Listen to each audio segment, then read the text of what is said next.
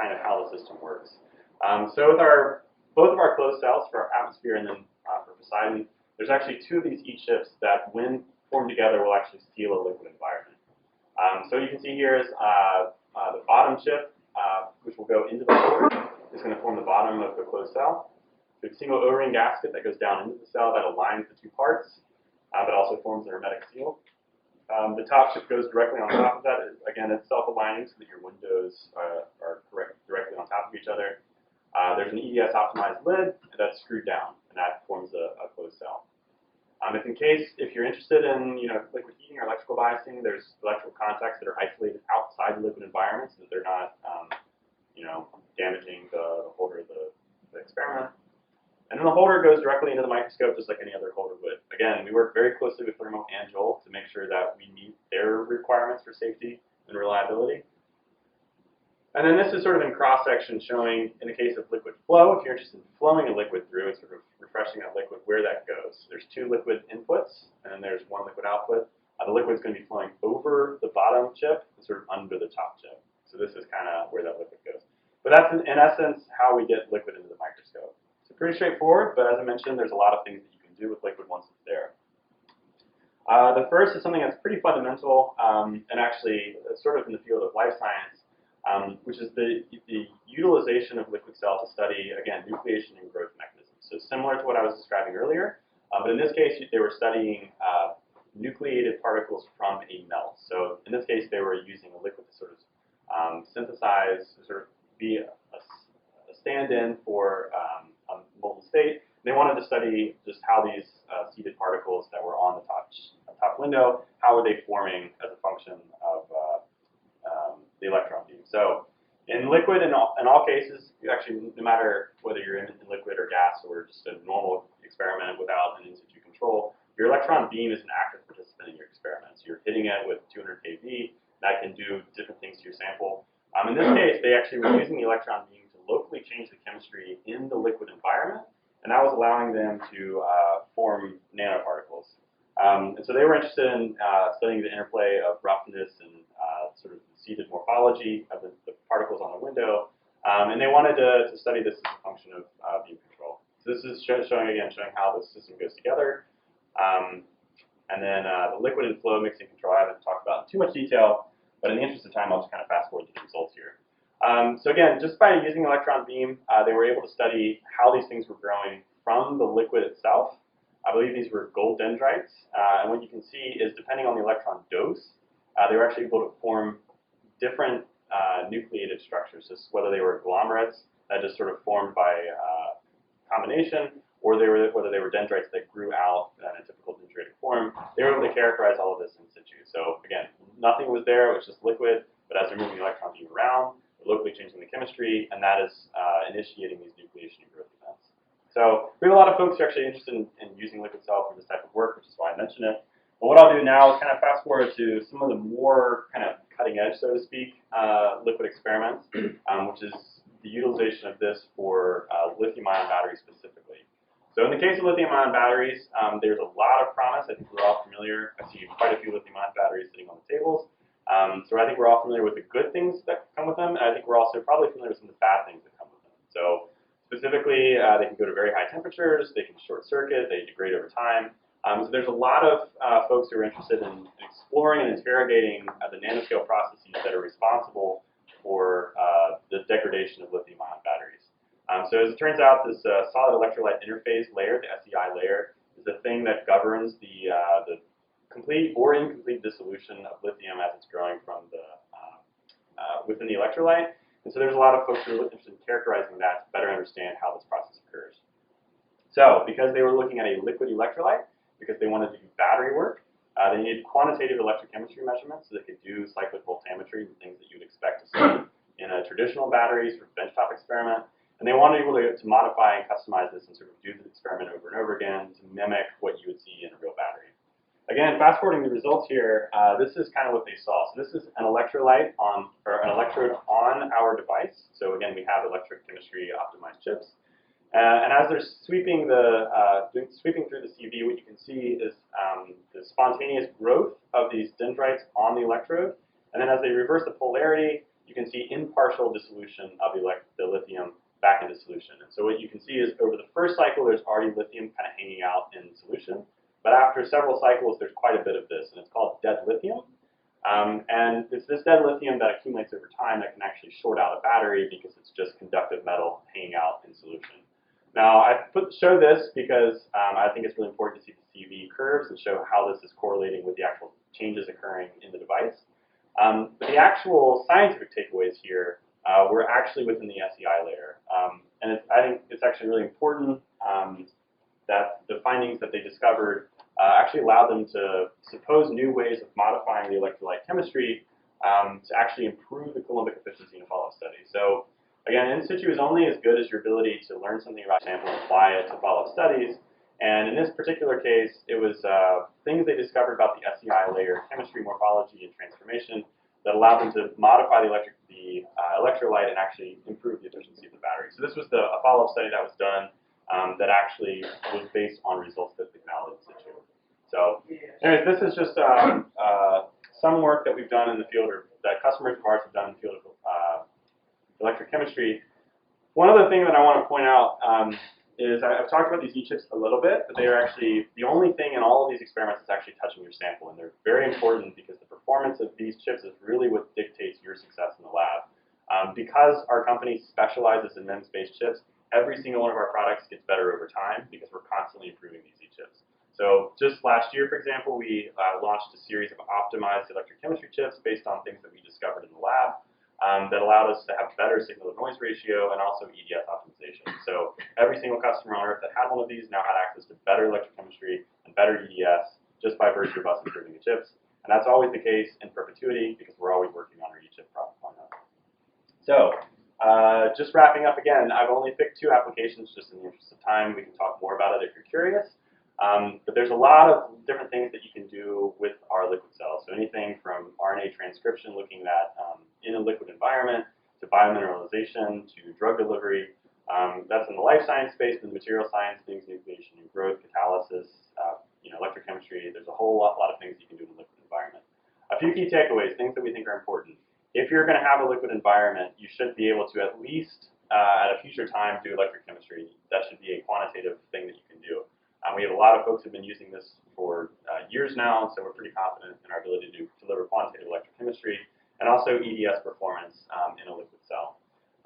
Liquid flow and mixing, if you're trying to do different sort of mixed chemicals in the microscope and see what happens, whether that's precipitation or some sort of other chemical process, we think that's something that's important to do. But in general, if you're familiar with liquid cell, and even if you're not, this is not a straightforward, simple technique. There are nuances, there are things to sort of understand and work through, and we're really proud that we have not only the most significant publication record with this type of technique, but we also have a huge team of application scientists and support staff that are always willing to hop on a call or send you an email to help you through a problem. So we think it's really important that you have technical support so that if there is something that happens in the lab that you're still working on or you're not sure about, that you have someone to reach out to. So we think that's really important, and we offer that, of course, to all of our customers. Okay, the last thing I'm going to talk about is our atmosphere system. So with our atmosphere, it's kind of the name kind of says what it does. It allows you to incorporate an atmospheric environment into the microscope, and you can also heat your sample while that's occurring. So with our atmosphere system, it's quite a bit more than just a holder. And so what I'm showing here is kind of like a flyby of the whole system. So again, it's not we don't call it the atmosphere holder. We call it the atmosphere gas cell and the atmosphere gas delivery system. Because what atmosphere does is takes gases from high pressure tanks and delivers them into the microscope in the way that you want. Again, just like with liquid cell, a lot of things are wet, and it turns out most things and almost everything that anyone is studying is actually interacting with a gaseous environment. So studying things at high temperatures, things in a gaseous environment can be relevant for a wide array of different research disciplines. But again, some of the heavy hitters that we see are in the field of catalysis, where they're studying things at high temperature. I'll show some results of that. And also semiconductor growth, characterization, and then also corrosion. So those are some of the things that we see a lot of folks turn to this characterization tool for. But I always like showing how it is that we do this, for those of you who may not be familiar with this type of in situ sample control. So again, you're going to be putting your sample directly onto an electron transparent silicon nitride membrane. In the case of atmosphere, you can put that on the top or the bottom window. We offer configurations for either. You would want to do that if you're imaging in TEM versus STEM mode, for example. The holder has self-aligning parts so that your sample is always in the viewing area, and the windows, the top and bottom windows, are automatically aligned. So once the two chips go into the holder, the lid is screwed down, and that's what seals the two layers, compresses them against the O-ring, and forms a hermetic seal, isolating the gas environment from the vacuum microscope. The electrical contacts are, again, outside the gas. Those are there for heating the sample. And then the sample holder goes into the microscope just as you'd expect. The only difference here is that you're going to be connecting the electrical connection for thermal control, and you're also going to be connecting your inlet and your outlet for the gas lines. Now, as I mentioned, there's a little bit more to this system than just a holder, specifically the gas manifolds. It's a refrigerator, little miniature refrigerator-sized thing, but its job is to take gas inputs that can be mixed gases, pure gases, premixed gases, multi-component gases, vapors as well. It takes them into our manifold. The manifold's job is to take the high-pressure gas, mix it if you want, dilute it if you want, change the pressure, change the flow rate, get it into a form that you want to be delivered to your sample. This is all software controlled. There's automatic bake-out features, pump purge sequences, the whole shebang. So the gas is then delivered up the manifold, boom, into the holder, and then it goes through the viewing area and back out the other end. So this is just sort of cross-section, sort of showing where that gas is flowing. Again, for closed-cell design, it's going over the bottom chip and under the top chip, and you're viewing directly through it. So what can you do once you've got gas in the microscope? You can, as I mentioned, you can do a lot of different things.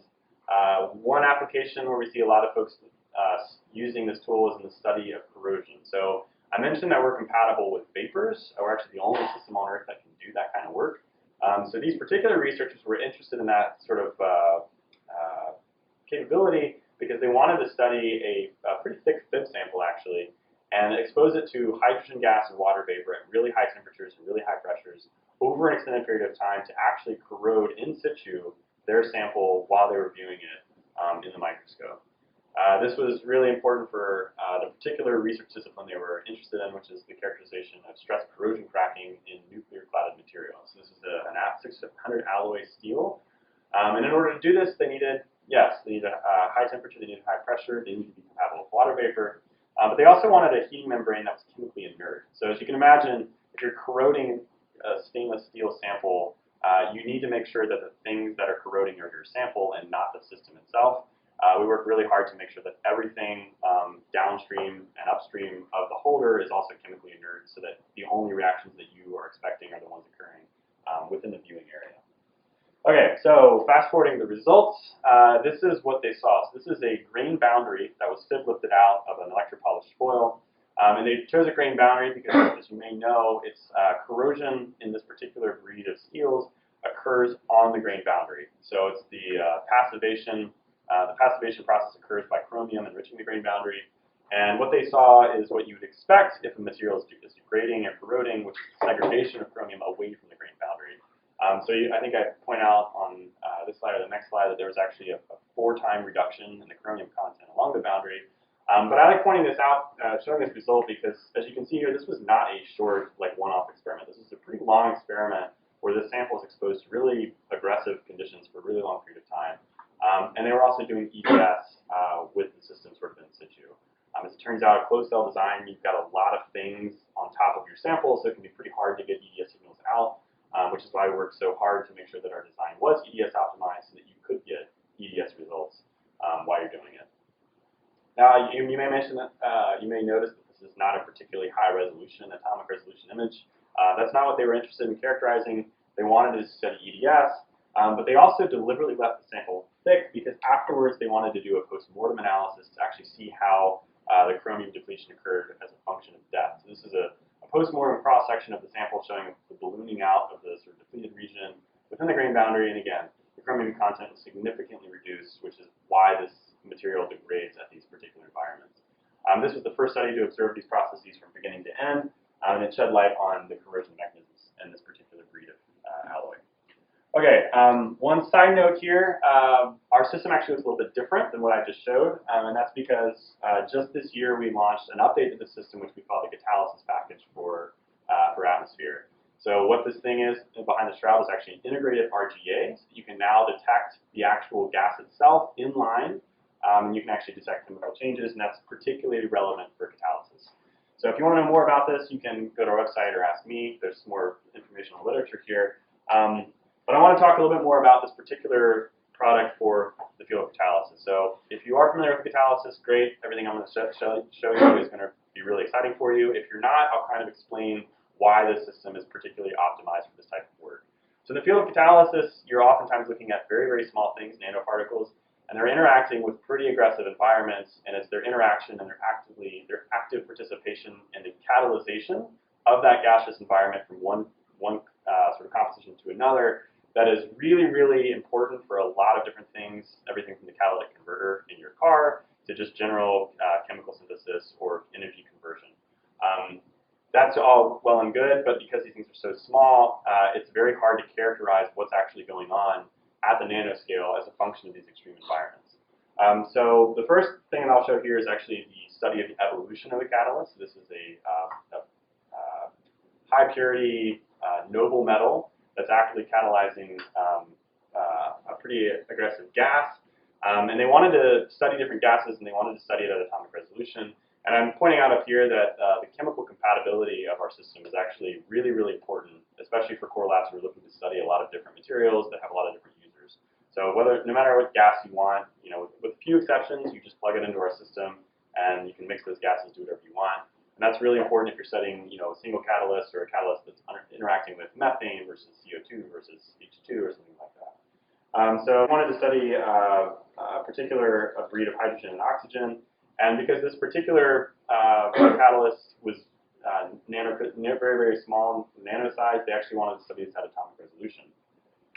So this is the sort of big high-level takeaway of the results they wanted to do. So the particular phenomenon they were interested in exploring is called the strong metal support interaction. That is the phenomenon occurring where the oxide support that's supporting this, in this case, a palladium nanoparticle, actively starts interacting with the nanoparticle as a function of temperature and gas. So what you can see here is the same nanoparticle under three totally different states based on the gases that were exposed to the nanoparticle. So in the pristine case, the palladium nanoparticle is totally unshielded from the environment. It's just sitting on the titanium support in this case. But as they modified the oxidation and reduction conditions, they could form an oxide monolayer, which was amorphous on the surface of the nanoparticle. You can also see some faceting occurring. And if they modified the chemistry of the gas again, they could actually form a crystalline bilayer.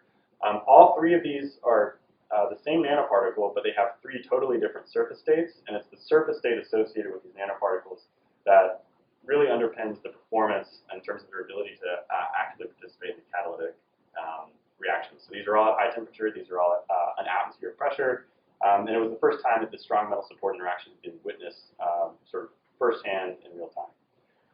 Okay, so that's just really introducing gas, but I mentioned this integrated RGA mass spec being really, really important for the field of catalysis.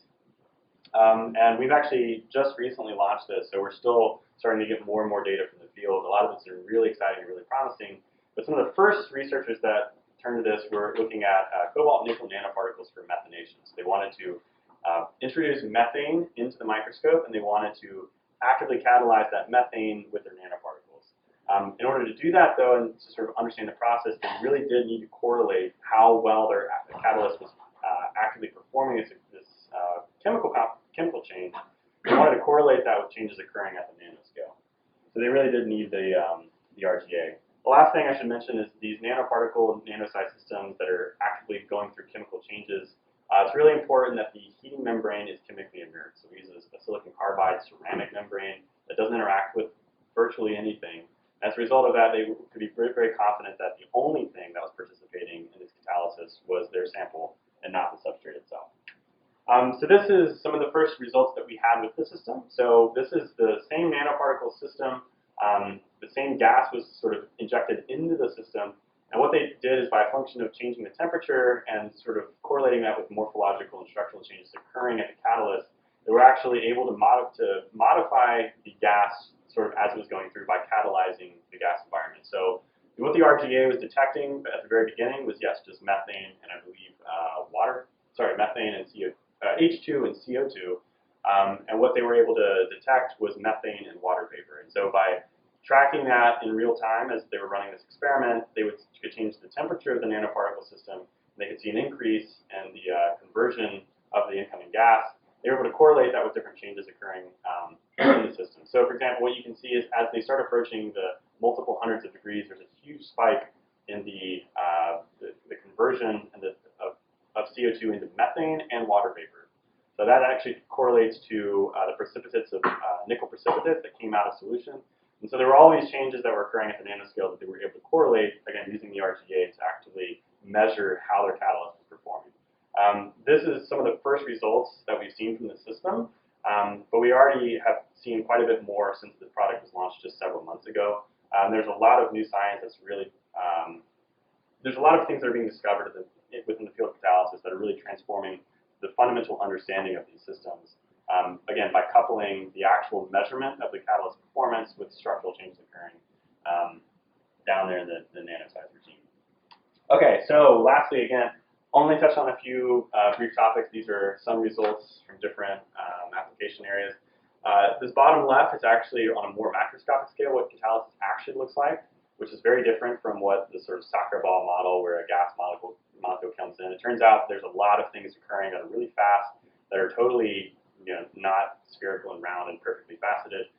These reactions are pretty complex, and there's a lot of things that they're discovering in the microscope today that are rewriting the textbooks on catalysis. So it's pretty exciting time to be working with researchers doing that.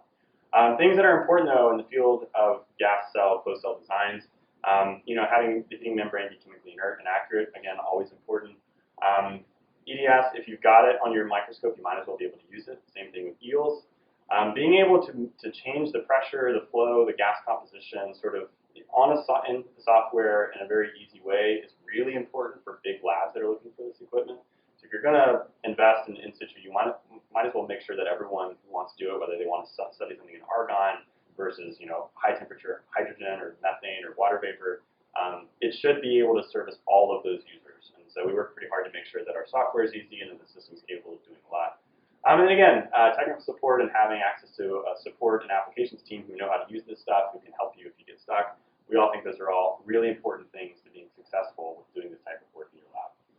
Okay, just wrapping up here, I hope that in the course of this presentation, I've sort of enticed you with some of the things that you can do, some of the really exciting data sets that are out there. I hope I've given you some insight into this type of work and how you could access it in your own research. But I always like finishing by not just kind of going through our products, but by thanking the people who've made all of this possible. So, at the end of the day, what Protochips does is create products and solutions and give people support to do this kind of work. But nothing that I've shown is work that Protochips has done, right? So everything that I've shown you here is a result of a lot of hard work from grad students, postdocs, PIs, and researchers around the world who are using this type of equipment to advance their understanding of science and advance their own research needs. So I always like taking the time to thank our customers who do the really hard work of actually using these systems to do good science. And of course, I want to thank you guys for having us. I think we'll do a demonstration after this, but we do have like 10-15 minutes for Q&A, so if you have any questions, I'd be happy to take them. But thanks for your attention, and I appreciate your time.